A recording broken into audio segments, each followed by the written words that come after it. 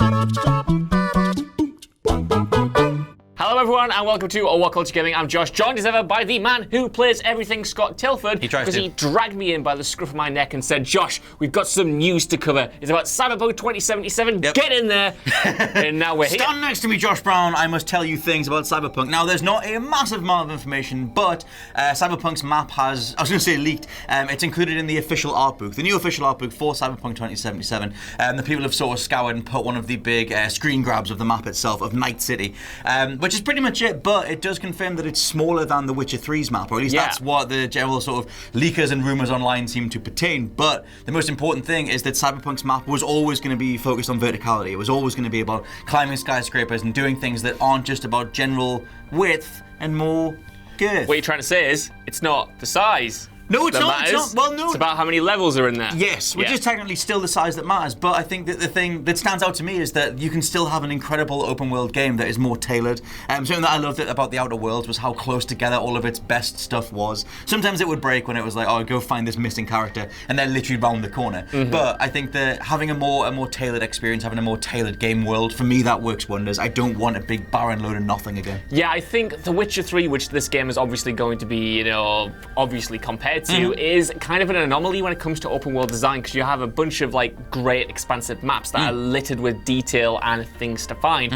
but that isn't necessarily the norm. And I think you are right in that often it is better to have a more perhaps condensed but denser map, a la maybe Arkham City or something like that, which I think sort of, always has no wasted space. And that's a big thing for me. And sometimes like an expanse can be useful in the case of Breath of the Wild, but sometimes you just kind of get a bit bored by walking around places that look identical to a place I was at 3 hours ago. Well, that's the thing, and I'm going to break down some districts, but I think the thing that's key for any game this big is stuff that you're doing in between. I think a lot of us have just got really sick of how stale open world games can be, where it's like, well, because Arkham City is an interesting mention, because for me that was Arkham Asylum just fractured into a bunch of different places, and I was quite bored going from place to place, whereas Breath of the Wild and Death Stranding at least give you things to do in between the main mission markers themselves. Right. That's kind of key for me, I think.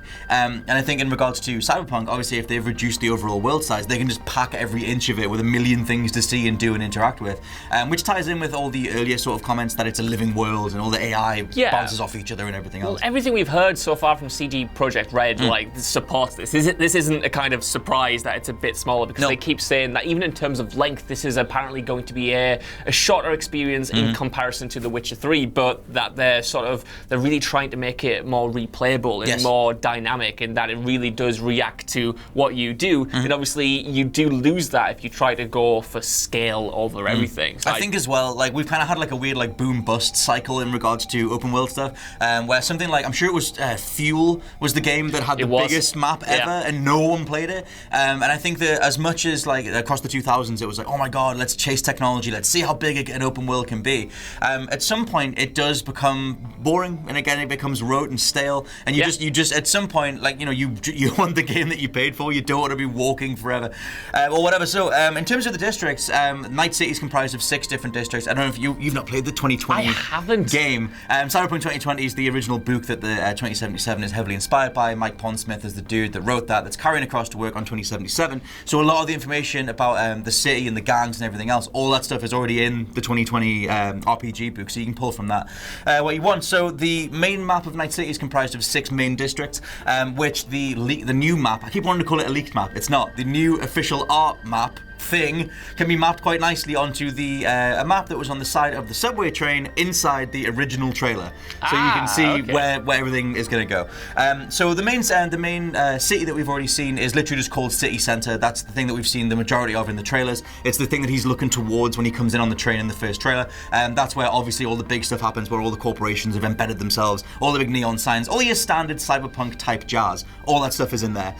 So the main thing is the City Center. On the new map, that seems to be represented with the X. There's a bit where 2 main roads seem to cross over each other. Yes. And I have to imagine that's where the city centre is. After that, you've got Watson, which is in the northwest. Now, Watson is more, it's where the corporations try to upgrade a load of stuff, and they try to sort of put money in, and then they just abandon it because they couldn't make it work. So that's kind of like a hybrid of generally like architecture and aesthetics that seems to be hinting towards affluence, but then was ultimately discarded. Well, Scott, you seem like you know your stuff, which is why you're the best man notes, but I do of as all well. time. But the thing with me is that I am someone who is a big fool. And when we first talked about Cyberpunk 2077 on this channel, I wrongly described it as a new IP because I foolishly didn't know it was based on anything else. So you fool, JB. For people like me who may be in the same camp as how varied is this map going to be? Like, if it is taking inspiration from the source material, like, is it going to be an entire just sort of cityscape dense with skyscrapers and cyberpunk sort of, imagery, or will there be variety to the terrain as we move from district to district? I can't necessarily speak to the terrain, but I think one of the best things about Cyberpunk is multiculturalism, is bringing all these, is tying certain different ethnicities to certain parts of the overall city. Because something like Westbrook is very much like Japanese influence. You have a lot of like Eastern architecture and Eastern influences, and that's completely contrasted with the Latino stuff that's in Haybrook, or if you go towards Pacifica, that's in the south. That's where all the gangs mesh together. That's where all the crime happens, all the worst stuff happens, in regards to gun violence and general sort of cyber augments and everyone like gutting each other and whatever. I want to go there. I want to go there. And that tends to be referred to as like the combat zone when you play the game. That's the whole thing though, is that in 2020 you're designing campaigns and things to play with your friends, so they want to give you like hints of where you're going to want to go, and there are full backstories to each one of these districts.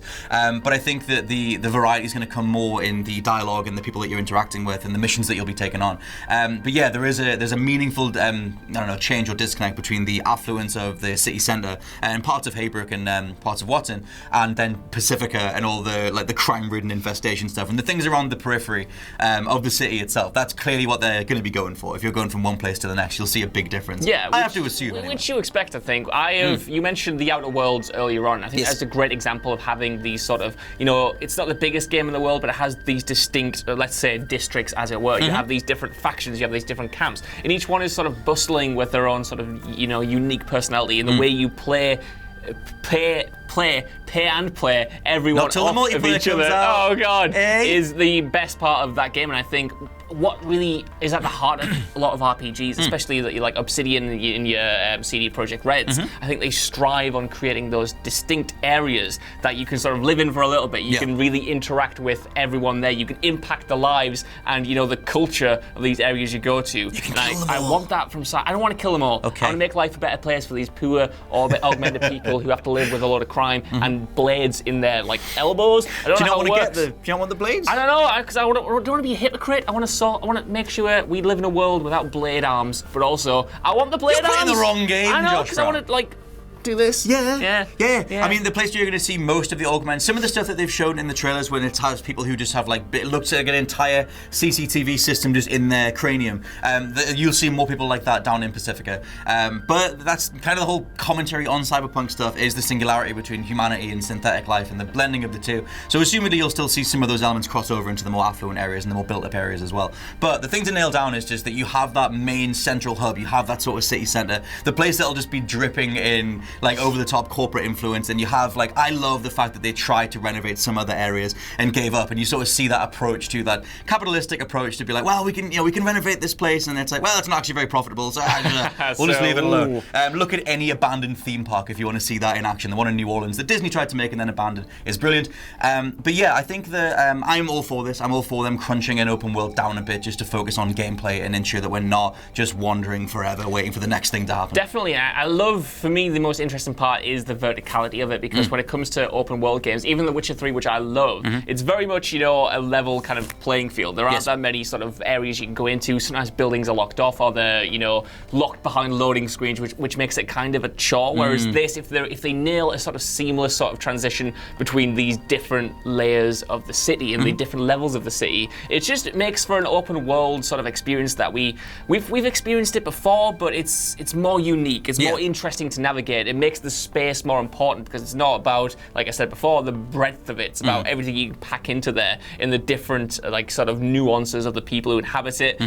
I love the idea of having a big sort of dread skyscraper that you can fight your way up like you're in the raid. I want to do that, Scott. I want to do that so much. And then kick a guy off the top and watch him fall all the way down to the bottom. In slow motion. Yeah, if there's one thing that Outer Worlds kind of reminded me when playing, or us in general, is that reminder of last generation RPGs in terms of every single dialogue choice meaning meaning something, every character having a response to you, your agency in the world like bouncing off everything as you move from place to place. If they can crunch all that together and still bring the general scope and scale of The Witcher, but like I said, more condensed and more focused, like that could be rather lovely. I can't believe this game is coming out in like a matter of months. It's in like 3 months. I know, I keep imagining it as if it's a game that's sort of coming out on next-gen machines or in 2022, but no, it is actually coming out in 3 months' time, and this is your first look at the map. I want to know what you guys think down in the comments below. Are you excited for Cyberpunk 2077? Do you think this is a better way to go rather than just trying to go big and girthy, you know? Have it all, get it nice and condensed, have a nice little map to explore. Either way, while you're down, give us a like, share, subscribe, and head over to WhatCulture.com for more lists and news like this every single day. Goddamn day. Even if you don't, though. I've been Josh, this guy's been Scott, you've been watching WhatCulture, and we'll see you soon. Bye. Bye. Samurai.